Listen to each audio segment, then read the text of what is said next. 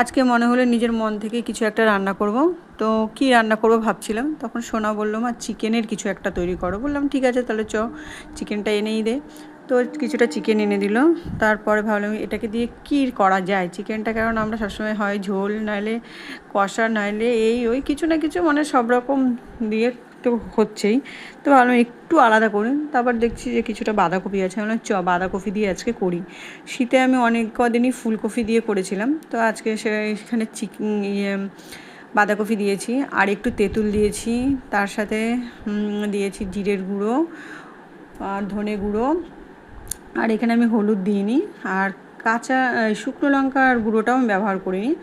দিয়েছি কাজু পেস্ট, তার সাথে একটু পেস্তা ছিল, আর হচ্ছে গিয়ে তেঁতুল দিয়েছি। জানি না তোমরা কেউ খেয়েছো কি না আগে তেঁতুল দিয়ে, তো আমি একটু তেঁতুল দিয়েছি এতে। আর সবার ফার্স্টে চিকেনটা আমি যখন নাকি ধুয়ে রেখেছিলাম তখন আমি একটুখানি ভিনিগার দিয়ে দিয়েছিলাম, ব্যাস এই।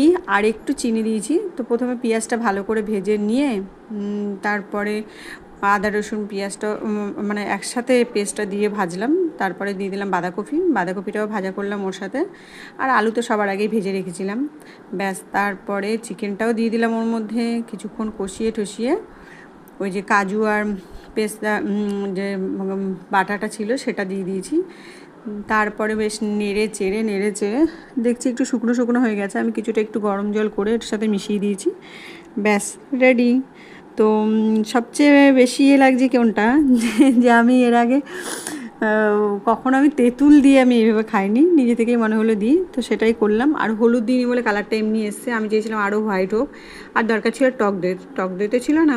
আর নামানোর পর একটুখানি ফ্রেশ ক্রিম ছিল ঘরে, তো ফ্রেশ ক্রিমটা দিয়ে দিলাম।